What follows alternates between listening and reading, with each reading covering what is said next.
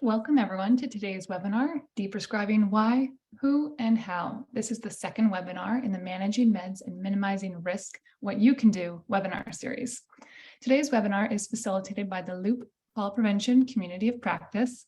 My name is Michelle Dukeman, and I am the Knowledge Translation Coordinator for the Fall Prevention Program at Parachute. Before we begin, I'd like to start today's presentation with a land acknowledgement. Today, we respectfully acknowledge the land on which we live and work as the traditional, ancestral, and unceded territory of the Indigenous people, Canada's First Nation, Inuit, and Métis people, whose presence reaches back to ancestral time. We respect and affirm the inherent rights and title of Indigenous people of Canada and declare our respect of Indigenous elders, past, present, and future. I'll ask that everyone just take a moment to themselves to acknowledge the land where they currently reside.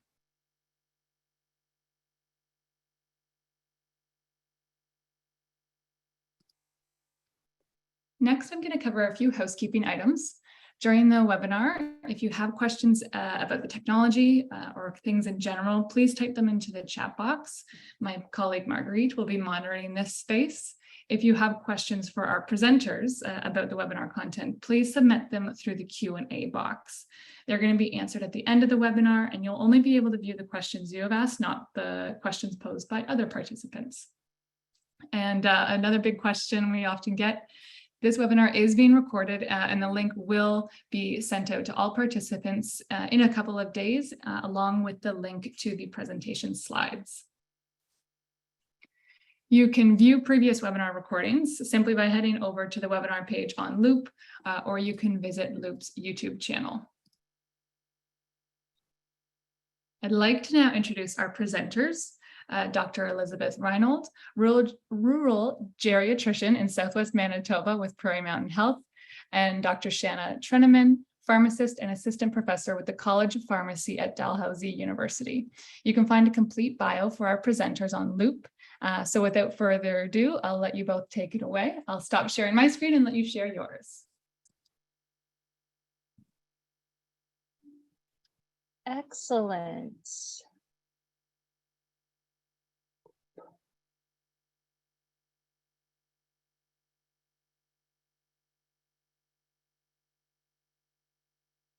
There we go. I believe now that the slides should be viewed by everyone.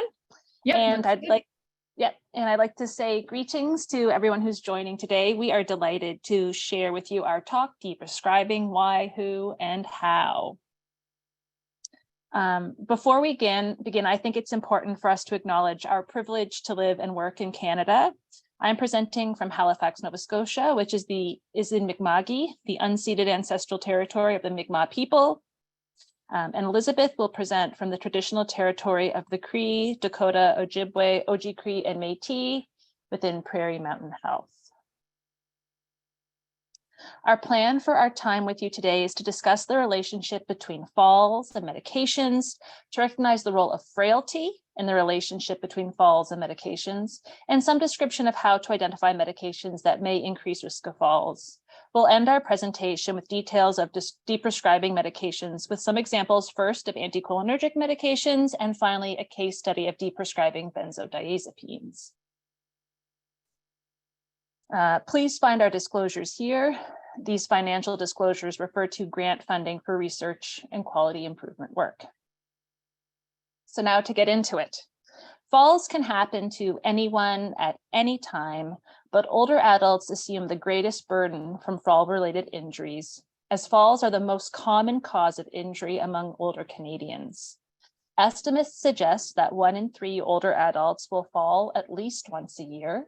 And I'm sure if you sit and you think about your own lives, the patients you care for, the people in your lives, you will be able to think of examples of this yourselves. There are many studies out there that investigate risk factors for falls. I imagine if you can conceive of it as a contributor to falls, it's been studied, but there are a few things that consistently are implicated as risk factors for falls. First, impaired vision. It's not a coincidence that many falls happen at night. This also highlights the importance of optometric care and glasses. Second, home hazards. Again, area rugs, clutter, etc. All these things can increase fall risk. And it's not unrelated that occupational therapist home visits are an intervention with shown benefits in reducing falls risk. Third, medications. And we're going to discuss this at length in our time together today.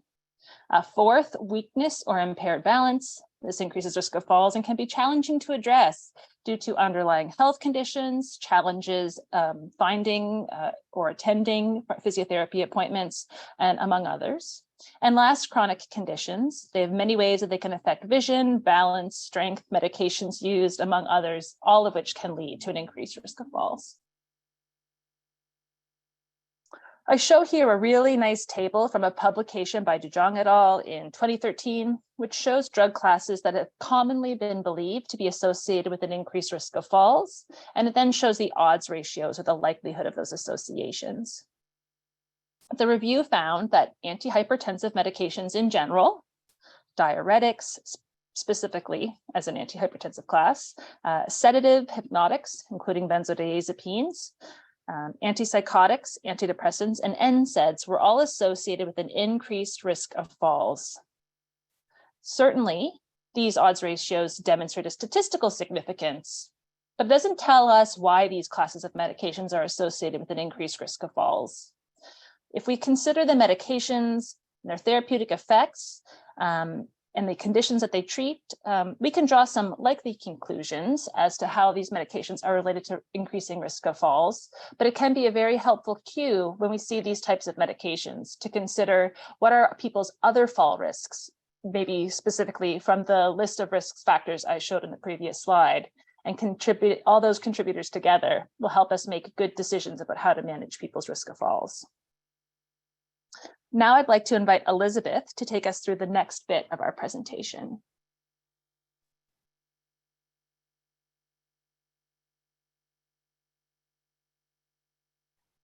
So in addition to those specific risk factors for falls, there's another way of potentially identifying people who may be at higher risk of falls. Anybody can fall. And it's important to try to address decreasing the risk of falls for everybody. Even people who are fit and active can still have an injury, and those people may be at higher risk of having a fall despite being fit and active if they're taking a medication associated with drowsiness or impairing their attention. But I'm going to talk a little bit about the ways in which people who are living with frailty may be at higher risk of falls and injury from their falls than the average people. And for people who are fit and active, the Canadian Frailty Network has outlined a campaign of how people can avoid developing frailty. And interestingly, optimizing medications is on that list, in addition to continuing to be active, staying up to date on vaccinations, interacting socially, and having a healthy diet. Next slide. So the reason why I'm going to take some extra time to talk about people who are living with frailty is because people living with frailty are at a higher risk of falls and fractures. Frailty is associated with a 1.2 to 2.8-fold increased risk of falls and fractures. And there's more information available on the Canadian Frailty Network website. So if you access the slides, the links are live on that are underlined and in blue. Among Canadians aged 65 years of age and older, there's a higher risk of living with frailty. And these people also are at higher risk of taking more medications, potentially increasing the risk of falls. So for Canadians aged 65 years of age and older, 2 out of 3 take at least 5 types of medications, and 1 in 4 takes at least 10 different medications. And the more medications you take, the increased likelihood that either you're on an individual medication associated with falls or potentially interactions between the medications could increase the risk of falls. And again, some more information about optimizing medications is available on the Canadian Frailty Network website. Next slide. So one of the questions that does come up when talking about people who are living with frailty is, how do you identify people living with frailty? And one of the tools that is available and has been validated in a number of settings is called the Clinical Frailty Scale, which is a tool for clinicians to use when they're doing a comprehensive or a clinical assessment. And it outlines the criteria or how you can identify what degree of frailty somebody may be living with. And there's a lot of helpful information on the geriatric medicine research page on the Dalhousie University website. Next slide. I just want to highlight a few pearls if you are considering starting to try to identify people living with frailty using the clinical frailty scale. In recent years, there's been a lot of people working outside of specialized geriatric services who are starting to use the clinical frailty scale. And some learnings have been summarized in this top tips to help you use the clinical frailty scale. Again, this is available on that website through Dalhousie University. I'll just highlight that using the clinical frailty scale isn't specific to any one condition or reason why a person may be developing the need for some help with their functional independence. But that's basically the way the clinical frailty scale is operationalized, by talking to the patient in front of you about what they're able to do by themselves completely independently, and anything that is becoming a bit more difficult, including household tasks all the way through to their personal hygiene and their personal care. And when they are requiring assistance with some of their household chores, they may be living with mild frailty. And then if they're starting to need help with some of their personal care, they may be progressing into living with moderate frailty. This tool has been validated for people 65 years of age and older. There may be a role for a frailty approach to people under the age of 65, but it is important to keep in mind that the clinical frailty scale is validated for people in the age group 65 years of age and older. And this is not a full assessment all on its own. Instead, if the clinical frailty scale is being used, it suggests that more assessment may be helpful for this individual to gather more information about them. So there are a couple of tools available online, including an app that can be used on mobile devices, and there's an online training module with the link on that Dalhousie website if you want to learn more about this particular tool. Next slide. And I'll hand it over.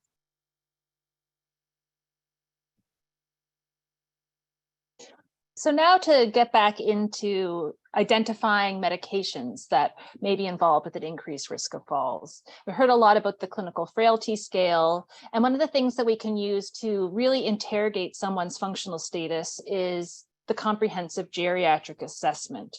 And if someone has had a fall and you're trying to investigate all those potential risk factors, knowing that medications are a potential risk factor for falls, it's important that those get considered completely.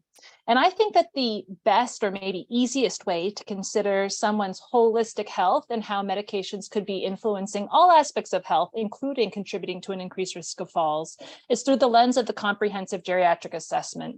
The tenets of the Comprehensive Geriatric Assessment, or CGA, are really about holistic patient evaluation, including medications, medical history, cognitive ability, functional ability, social supports, and more. But the part that's perhaps the most important when thinking about medications as risk factors for falls and medications in the context of potential deprescribing opportunities is to take time to make a complete list of someone's medications, including those medications that they take without a prescription or natural health products, and matching it up with their list of medical conditions. When you match that up, you may find that there's medications that don't have any associated medical condition, which means those are very good opportunities for deprescribing or stopping medications that are not needed. Or you may find that there's medical conditions that actually need treatment. And if that's the case, sometimes starting a medication that has been overlooked may actually help reduce falls risk too. It's that holistic look of how the medical conditions the medications all go together. That can be really helpful in determining what's needed for a patient.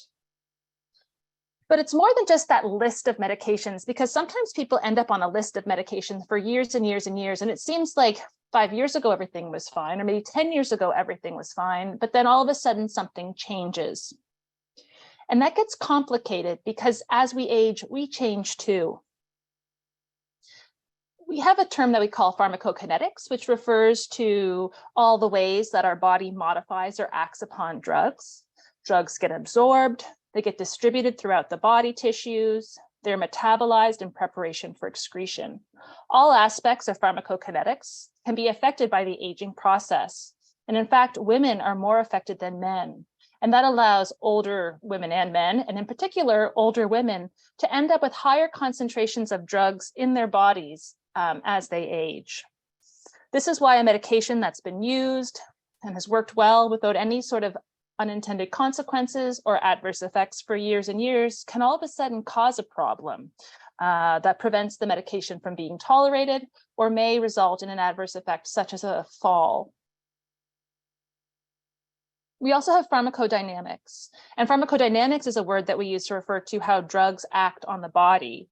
So for example, if someone takes a pill that can cause drowsiness, that would be like its pharmacodynamic effect. That's how the drug acts on the body. Perhaps that drowsiness is an expected and desired benefit of the medication. Hopefully, the amount of drowsiness that's experienced is at a desired level that allows someone to, achieve sleep at the time that they want. But sometimes you can end up with 3 pills, as I show here with the 3 different colored ovals. And if all those 3 pills have either the intended effect of drowsiness or perhaps an unintended effect of drowsiness, you may end up with more drowsiness or more sedation than desired. And that can be problematic, particularly if the drowsiness, wasn't intended, but was only an adverse effect. And that drowsiness may become at a level that it prevents people from carrying out their desired daily activities, or complicates things by increasing their falls risk to a level that may result in an actual fall. Many adverse effects of medications are dose dependent. So at a low dose, the amount of adverse effect is also low.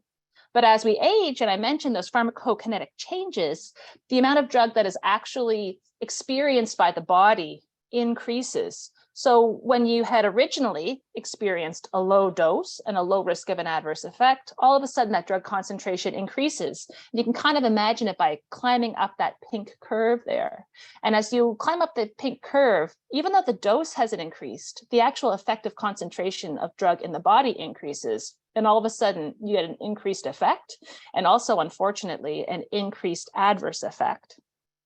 And this is how medications that have been stable at one dose for years and years can all of a sudden end up at a level that's no longer tolerated and precipitates a serious adverse effect like a fall.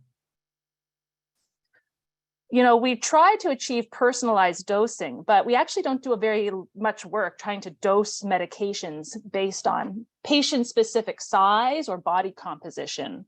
In general, we can say that women are larger than men across the age continuum. Certainly there are exceptions to that rule, but in generalities, that's the truth.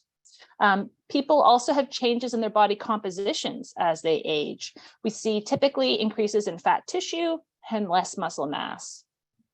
This is important for the distribution aspect of medications because some medications dissolve better in water and some dissolve better in fat. So as those compartment sizes change in the body, so too do drug concentrations. I show a little example here with 2 different sized boxes. You can kind of imagine that those boxes represent the part of a body that a drug might dissolve in. And I assure you that in both of those boxes, there are the same number of little gray dots representing the drug molecules. So if someone ages and they have more fatty tissue and less sort of water soluble tissues, what happens is the drug becomes concentrated, as in the example of the smaller box. And this is how we get to see those increased drug concentrations in people's bodies, even though the drug doses aren't changing. So given the fact that we know that there are pharmacokinetic changes, pharmacodynamic effects, lots of things that happen with age, risk of adverse effects, risk of falls, all associated with medications. Medications still have benefits, important benefits, and it's crucial that patients and their carers have an opportunity to understand potential risks and benefits and make treatment plans accordingly. There will be times where people will accept more risk because the benefits are great, but there's also times when it's really important to consider the risks for small benefits and make adjustments to medications appropriately. One class of medications that I think about a lot are anticholinergic medications. And this might be because my experience with this type of medication happened very, very early in my career as a hospital pharmacist. I was working for the Department of Geriatric Medicine at a small community hospital in Nova Scotia, and we had been asked to see an older woman who was nearly 90 years old, who had been admitted to hospital because her family was unable to care for her anymore. She was more confused. She actually was no longer able to talk, and she wasn't able to walk. And this had all happened over the span of 3 to 6 weeks. It was very concerning for the family because, you know, they had every intention of keeping her living with them, but they couldn't care for her at home if she couldn't talk or walk or even eat. So she had been seen by a number of different physicians, and she came to see the geriatric medicine consult service. And we couldn't really find anything wrong with her either. But we did notice that she was on a rather high dose of a drug called amitriptyline. So amitriptyline is an antidepressant. It turns out she had been on it for years and years and years. And amitriptyline is quite anticholinergic. So anticholinergic refers to the characteristics of medications that they're able to bind and block muscarinic receptors, which is a type of receptor that's all over our body, but there's actually quite a few of them in our brain, particularly sort of in the frontal lobe part of our brain. And it's sort of thought that these have a role in concentration and thinking, cognition. So she was on this high dose of this drug with these properties, and we made the decision to just cut the dose of that one medication in half. That is all we did. And she kind of came around. She was able to walk and talk a bit and eat, and she was less confused. And she went home with her family. Luckily, being in a small community, her family had been concerned enough that prior to her admission to hospital, they had visited the family doctor who had made a recommendation that she go see a geriatrician at the memory clinic. And the wait was a little bit longer than her hospital stay. So by the time she got out of the hospital, it was about 3 months after that she went to see a doctor at the memory clinic. And we ended up getting a note from the physician who saw her at the memory clinic saying that that one medication change made her come back to herself. She was able to eat and talk. She was no longer confused. She could walk. So just sort of tapering down, cutting the dose of one medication in half was the difference between a woman being able to live at home and thrive with her family and not being able to be in that position whatsoever. It's undeniable, like anticholinergic medications have benefits. In general, when I say an anticholinergic medication, I'm referring to a very diverse and broad classification of medications. And these are medications that have that ability to block the muscarinic receptor. Very few medications are anticholinergic as their intended effect, with the exception, of course, of bladder anticholinergics that are used to help manage urinary incontinence. Those medications are anticholinergic on purpose. That's what they do, but many, many drugs, antipsychotics, antidepressants, and lots more have the side effect of being able to bind that muscarinic receptor and block it. Because it's such a diverse class of medications, they have a diverse range of benefits. And it's very patient specific to determine if that medication is the best for that patient and which benefits that patient may achieve. However, it's also important to remember that there are risks associated with anticholinergic medications. This is a little rhyme, I guess, that has been written about the anticholinergic toxidrome that says blind as a bat, mad as a hatter, red as a beet, hot as a hair, dry as a bone, the bowel and bladder lose their tone, and the heart runs alone. I think you remember me saying that vision changes can increase your risk of falls. Anticholinergic medications can have effects on vision. They can have effects on cognition. They can make people confused, or they can impair memory. And sometimes some of these problems can also affect balance And all of these together can increase risk of falls. So it's important when people need to be on anticholinergic medications that these risks are considered, or if there are other options that could be switched to, that may be an appropriate thing to consider as well. You know, there's lots of medications out there. As I said, there's a diverse class of medications. So sometimes there's a alternate that would be appropriate. And people can use their judgment and make those decisions according to the patient's specific needs. But what can often happen is people can be discontinued slowly off of a medication that's having anticholinergic side effects to another option. And I want to remind people that when we say about deprescribing, that doesn't necessarily mean discontinuation. Certainly, the fewer medications you're on, the better, because the more medications you're on, the greater your risk of having an adverse effect from one of those medications or experiencing a drug-drug interaction. However, you know, it can be just as beneficial to decrease the dose of a medication to the lowest level that you need it. And when you think about like that dose response effect, it makes good sense to be on the lowest tolerated dose of a medication for many of the medications that are out there.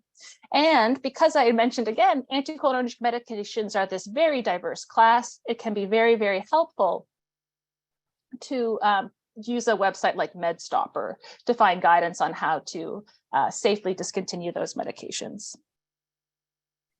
And with that, I'd like to hand it back over to Elizabeth. So thanks for that great description of anticholinergic medications. And that's a great example of how understanding whether or not a person is living with frailty could help you decide the degree to which they may be at risk of medications with anticholinergic side effects. When they were not frail, they may have been able to tolerate it. And then gradually over time, if they started living with some frailty, maybe the medications are causing more problems than they did in the past. So now I'm going to shift gears a little bit and tell you about a project that we did here in my rural health region in southwestern Manitoba, and it was called the Prairie Mountain Health Sedative Deprescribing Initiative. And I don't want to mislead you and give you the impression that this is a roadmap that's going to guarantee success. Instead, I'd really like to share with you some of the things that we learned with trying to operationalize at a regional level, trying to decrease the use of sedating medications to improve sleep satisfaction. Next slide.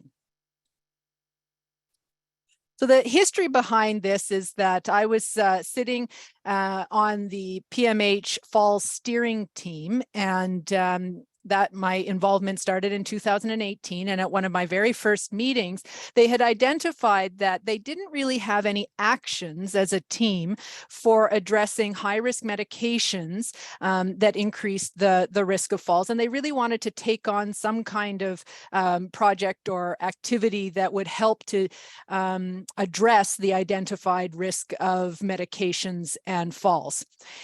And one of the things that is significant about our fall steering team is that it has interdisciplinary involvement, and it's trying to help a large number of communities that are geographically dispersed, but is across all care settings, including community, acute, long-term care, and also health promotions. So some representatives from this committee formed a subgroup. And there was a lot of things that came together all at the same time to help us stay motivated and move this work along. So this was around the time that the benzodiazepine receptor agonist deprescribing guideline was published in Canadian Family Physician, that gave really some very concrete advice for prescribers on how to try to slowly taper and ideally discontinue benzodiazepines as a specific class of sedating medications. And in 2019, Choosing Wisely Canada partnered to release Drowsy Without Feeling Lousy, which was a toolkit for interdisciplinary teams trying to take on this work that gave, again, I'm going to go into some detail, but gave some really concrete ways that we could try to take on this work. And we also became aware that the Canadian Deprescribing Network, most now recently rebranded as the Canadian Medication.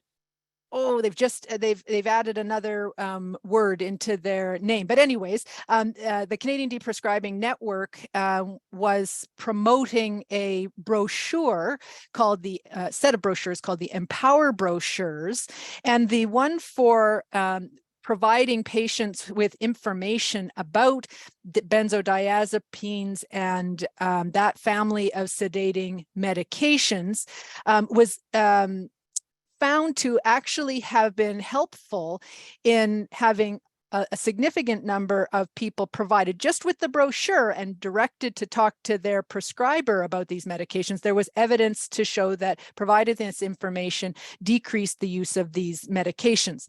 So we applied for the Dr. John Wade Patient Safety Innovation Grant from the Manitoba Institute for Patient Safety, and were given a grant which allowed us to print copies of this brochure that could be provided to clinicians, healthcare providers in any setting within Prairie Mountain Health to give to patients and their families, just to start the conversation about the risks associated with these medications. Then the challenge was, how do we get the brochures from the to the clinicians, and then that next step of getting them to patients and family members of people taking these medications associated with a risk of falls.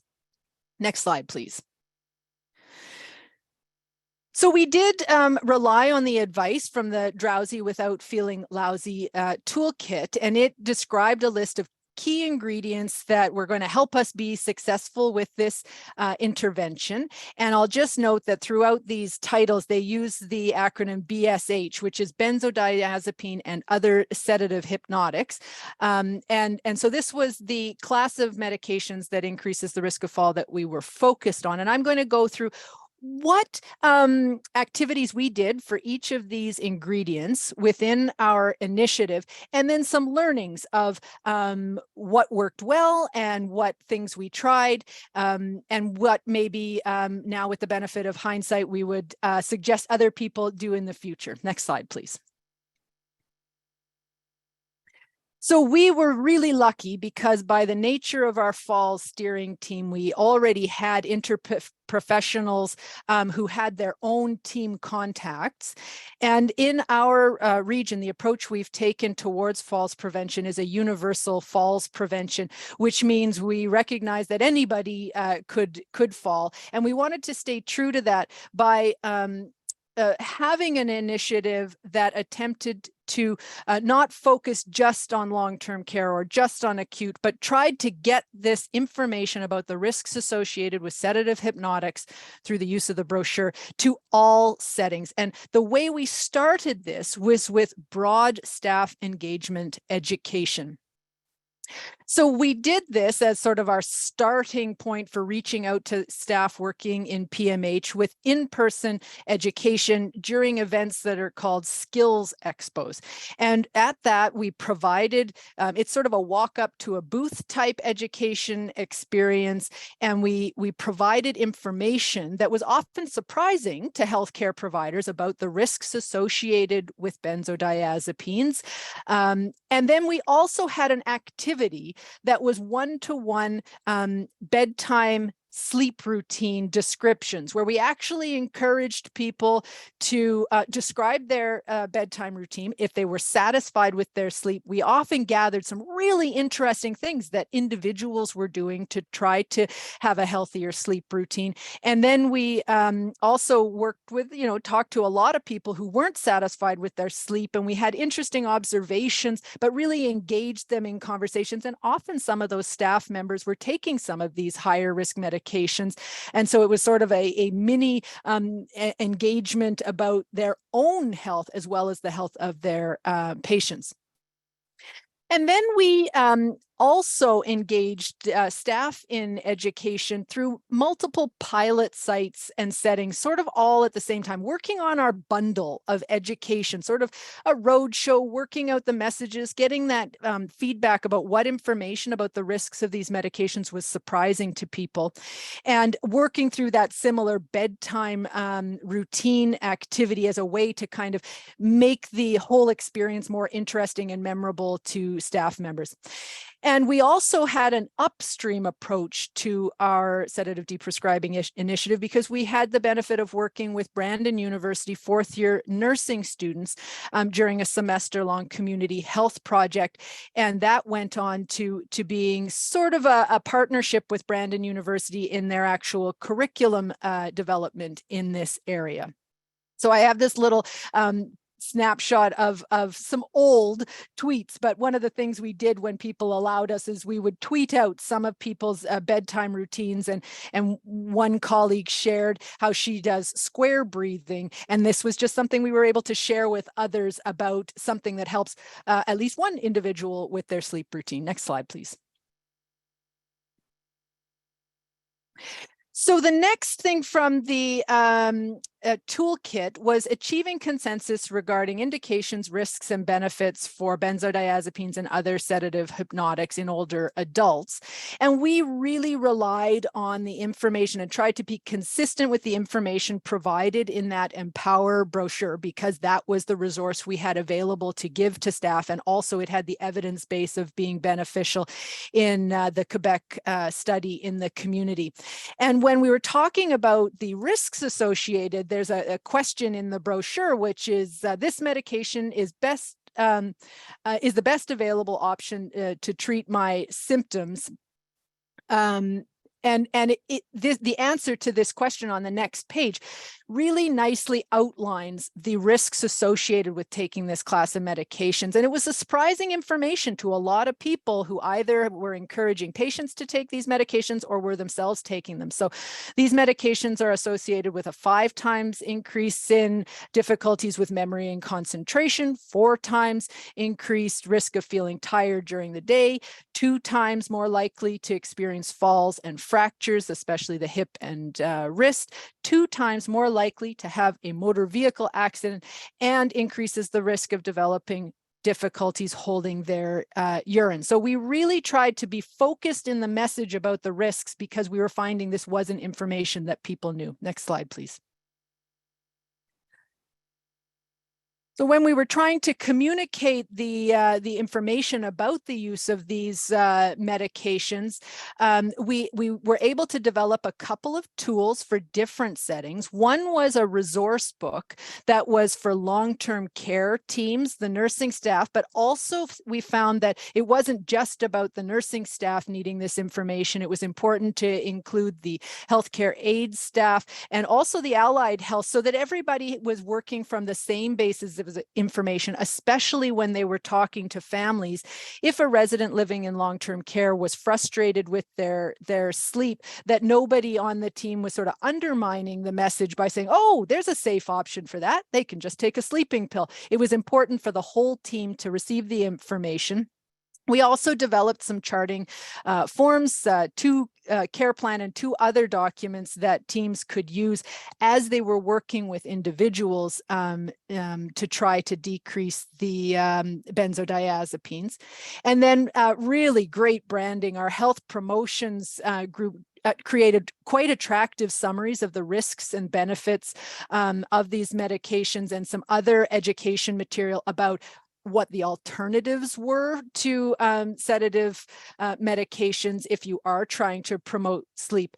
And the final coincidence that happened around the time of this project was that in November 2020, the College of Physicians and Surgeons of Manitoba released a standard of practice, which gave some more pressure to prescribers to focus on documenting the discussions they were having about the risks and benefits of this class of benzodiazepine and Z drugs, which ideally would have kind of led to people reaching out for some of these resources we were developing. But unfortunately, this release, as you can see from the date, got a little bit distracted by some of the other things going on in the world. But again, this is a resource for a place where healthcare providers can find some of the information in the supporting documents for this standard of practice about the risks associated with these medications. Next slide. The third advice from the toolkit was to identify patients currently taking benzodiazepine and sedative hypnotics in older adults for whom deprescribing should be considered. And we took this on in different ways in different settings, and I'm outlining them only to give you some ideas, depending what setting you're working in, about things that are possible in different settings. So in acute, rather than working with the ward nurses and prescribers, identifying people who might benefit from some work on sedative deprescribing, we worked with the hospital pharmacy department. And they have an electronic health record that was actually able to identify, print out a list or make a list of people who are taking this class of medications. And then a hospital pharmacist found it manageable to be able to use a chart document to identify deprescribing options for the prescriber. I'll note that in this, what we chose to do was find the people who were newly started on a benzodiazepine at bedtime during their hospital stay, because this is a high-risk time for people ending up on a long-term sedative hypnotic after their discharge from hospital. In long-term care, we had a different opportunity, and that was at quarterly medication reviews. This is a mandatory review of medications every 3 months for everybody living in long-term care.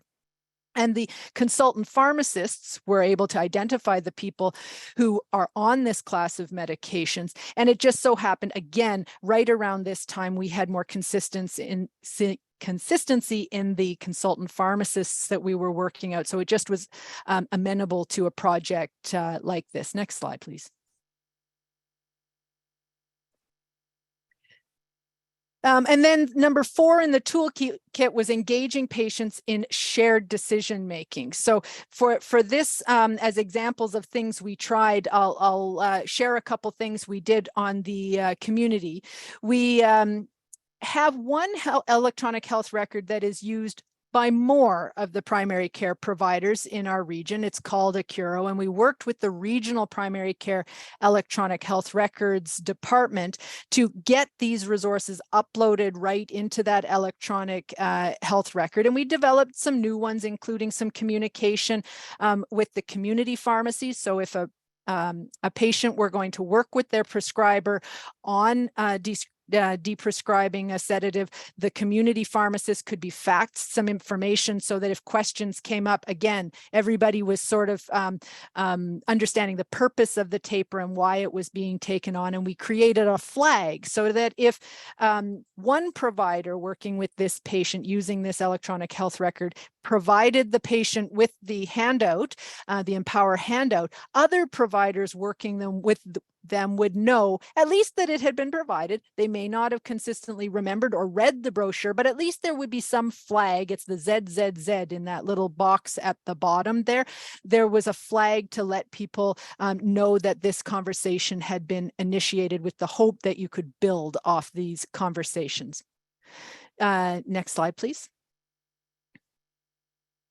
So the next 2 pieces of advice in the toolkit are to deprescribe the benzodiazepine and sedative hypnotics with the patients who are ready. And number 6 is to provide alternatives to these medications. And I guess what I'll say as one of our major learnings is that respectfully, number 5 and number 6 really need to be reversed. So that comment about deprescribe in patients who are ready, the readiness was the hardest step by far in this, in actually succeeding in engaging people in decreasing these medications. And a lot of it came down to people didn't know what the alternatives to sleeping pills were when they were unsatisfied with their sleep satisfaction. And we did some engagement with people, with staff about, what are you hearing about people? And I've just outlined it some. Why is it so hard to get patients off their sleeping pills? Bit of a blunt statement, but it wasn't about, oh gosh, it's because it keeps being prescribed. It really came to the habit that people had of taking them before their before bed, the not knowing about the harms, and because people didn't have an approach to their bedtime, they were psychologically and physically dependent on the medications, in their opinion, to fall asleep. Next slide. So when talking to people about the alternatives to benzodiazepines and sleeping pills, it's really important to engage the health workforce, because we did find a lot of people working directly with patients, that the staff themselves felt it was pretty futile to be trying to decrease these medications. Specific to long-term care, we gathered some information from the nursing workforce about what they perceived as the barriers to sleep promoting routines in long-term care. And it was, things that probably are not a surprise to anybody working with long-term care, but there were significant perceived barriers to success of getting people off these medications. And it included rigid service times, demands of other patients and clients. There's some inconsistency in staffing. So maybe you educate some of the team, but then if there are other nurses coming in, it's hard to have consistent messaging. And then if people weren't active enough during the day, it was hard for them to fall asleep at night. So there were a lot of perceived barriers. Next slide. And then there was the question of, okay, if the alternative to sleeping pills is helping people with a healthy bedtime routine, did anybody in the healthcare team feel like it was their job to work on optimizing patient sleep routines, which is the alternative to sleeping pills, and by far and away safer than any medication with sedation as one of its effects? So about half and half. Some of the staff we were working with, half the staff we were working with said, yes, I do believe it's my job to work on optimizing patient sleep routines, and yes, I have time to do this. But half of the staff that participated in this particular poll said they know that it's an important part of their job, but they just don't have time to help people with their bedtime routine.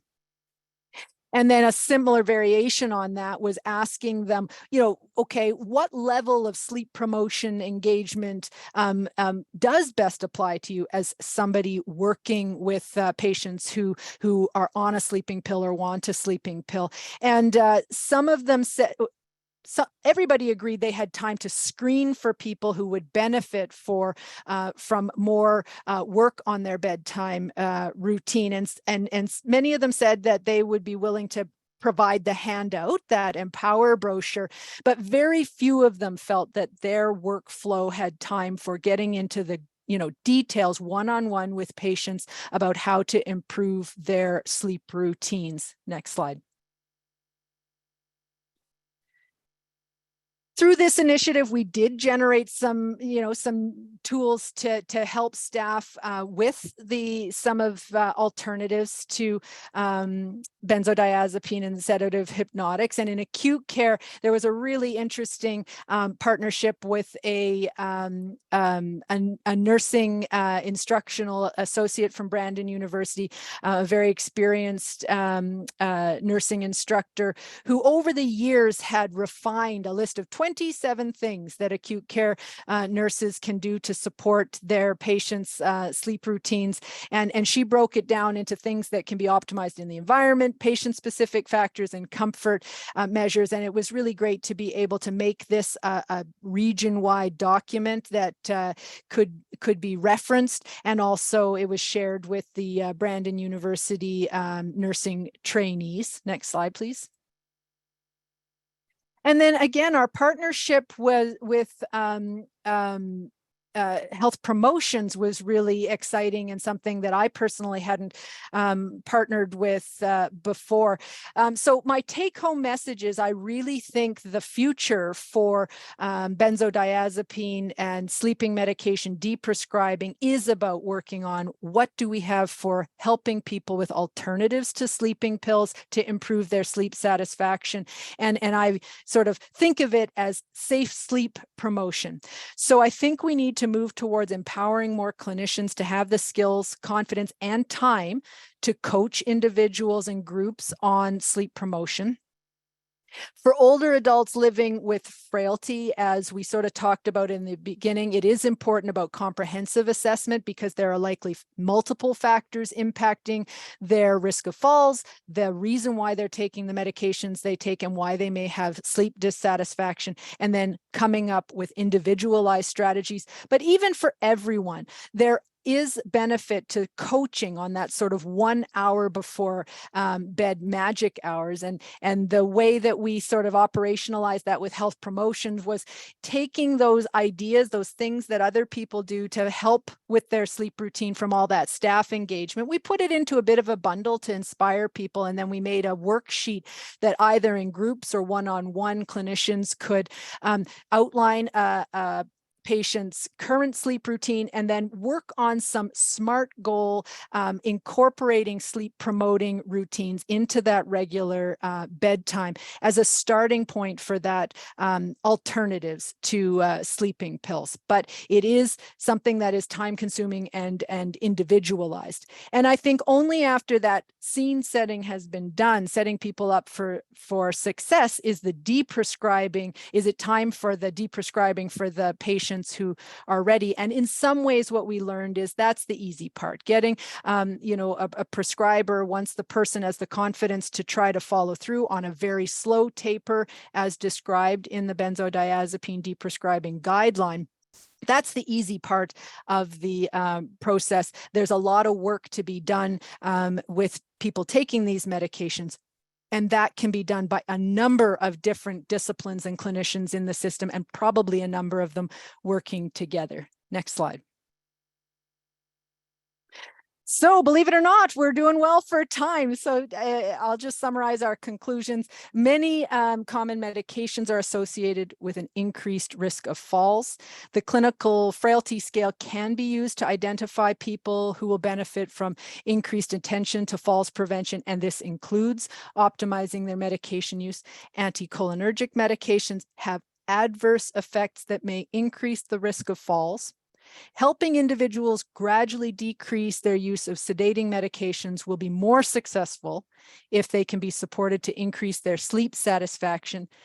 And increasing sleep satisfaction requires an individualized assessment and plans to change that day-to-day routines, including the bedtime routine. And people who are living with frailty will benefit from comprehensive assessment or addressing all the contributing factors and the help of an interdisciplinary team to succeed. I think we're handing it over to questions now.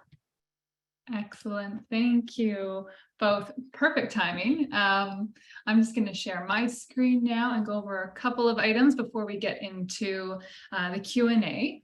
But first, I want to thank you both.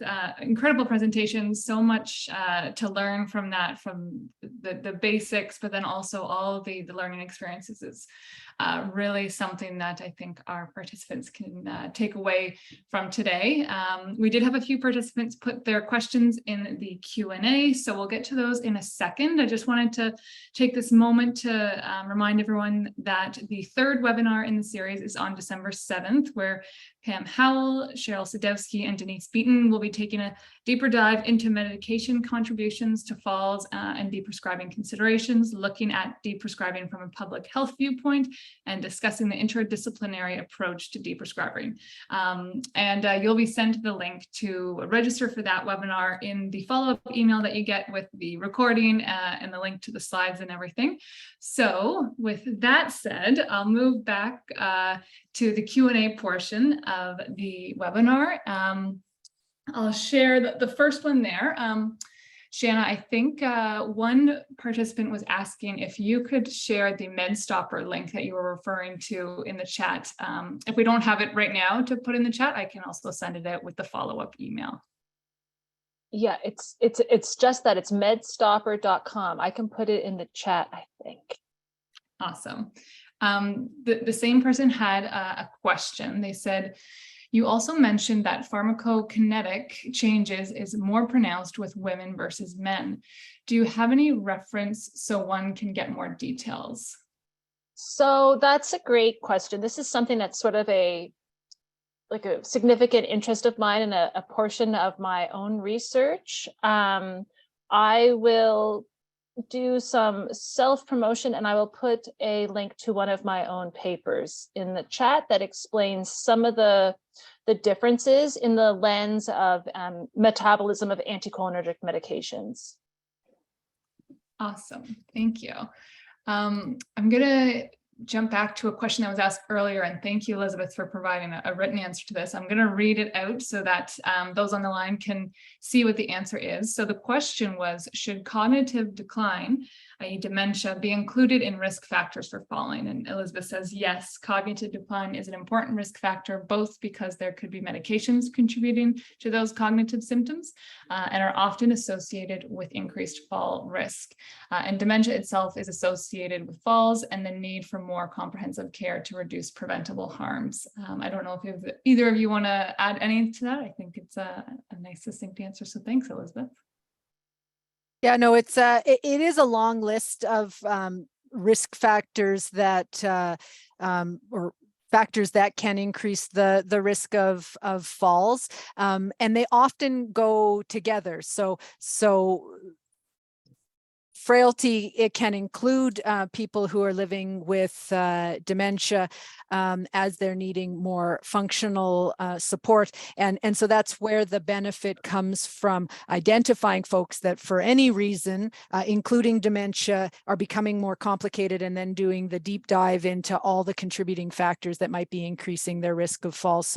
So if in your line of work, you're working with a population that has cognitive symptoms or dementia, then an excellent time to do some targeted medication review, looking for medications that could be contributing among that comprehensive approach. Awesome, thank you. Alrighty, so we've got one more question in the Q&A. It's a little bit longer, so I'll regale you with it. But our family presently has a family member in long-term care who has mostly been, in quotes, asleep for a month. At the beginning of this experience, we were told that she was in the last stages of dementia and would probably die within a week. Instead, she, in quotations, woke up after a month with her cognitive abilities like they had been a few months ago. I believe she had probably been taken off all drugs except palliative since she was, quotes, dying. And once they, quote, washed out of her system, she, quote, woke up. Without my video in air quotes, this is a little difficult. I hope you're following. I am thinking that insisting on a resident medication review, including the pharmacist, is the next step since we're getting no answers. She is currently restrained in a wheelchair, quote, to prevent falls. This is not the first time our family has seen medication problems in long-term care. I'm just gonna start off with saying there's about 17 different issues in this scenario, and it sounds like it's a really complicated situation. I think the first step is trying to understand the underlying medical conditions that led to the patient being mostly asleep for a month. And if you think about the comprehensive geriatric assessment that I was talking about, often that includes looking back, 4 weeks, 6 weeks, to see how someone was sort of at their baseline compared to how they were when they were most unwell. And looking at those comparisons to see what changed acutely, and if there's a medical cause for that. It's unclear if this individual had a long-standing history of dementia, or there was a determination that this individual all of a sudden had dementia, which is like quite a complex and complicated thing to untangle. If someone was mostly asleep, they probably were unable to take medications, even if they were hoped to be taking medications. So I think it's probably likely that a lot of whatever she was on or he was on had washed out. Getting a medication review may be helpful. It's hard to know how long this individual has been in the particular facility that they are in and how well the pharmacist or the staff there actually know them. That's one of the challenges, particularly when people move into a new living facility. Their sort of longer term medical health is not as well known by the new staff, the new physician, the new pharmacist, but it's definitely a thing to consider. Restraining, older adults or those with cognitive impairment in wheelchairs to prevent falls sometimes is necessary, but it's a very complicated interaction between preventing falls and also promoting quality of life. This is like a very challenging scenario, and my recommendation would be to not give up, but to spend some time, looking for some answers and trying to have good discussion. It also gets complicated because I know in Nova Scotia, only the next of kin is able to be given any information unless there's, well, it's probably very challenging for anyone other than the next of kin to get that information. And so sometimes these things can seem to other family members to be really quite challenging. Maybe Elizabeth may have a couple things to comment too. Yeah, thanks for sort of addressing some of the specifics of this complicated situation. The only thing that I wanted to add is that it is not on a system level. We shouldn't be surprised that some of these challenges with medication, adverse events, and falls feel like they're much more common in long-term care, because in fact, these are the the frailest people in our society who are living in long-term care. And that isn't to say, so therefore it's inevitable and we shouldn't do anything about it, but really to emphasize that this is the setting that needs to be best resourced to have the most resident-centered approach to care and the most individualized medication regimes, but also care plans to meet the goals of care. And I truly hope we're moving in a direction where as a society we resource the teams to meet the needs of these the complex folks living in long-term care, and that it is a very important and real specialized area of medicine and clinical practice. And I think that's being recognized better than ever, that this is challenging work, but the residents do deserve that individualized and comprehensive care that will benefit them most. Great. Thank you both for that fulsome and thoughtful answer. We are out of time, and we did answer all the questions, so that's fantastic news.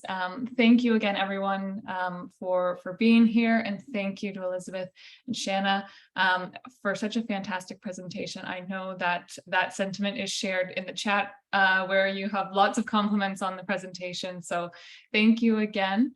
When the webinar has ended, everyone, you will be redirected to Zoom and invited to participate in a short evaluation survey. So please do fill that out. It's quite quick, and we really appreciate your feedback. Thank you again to our presenters, and I hope everyone has a wonderful rest of the day.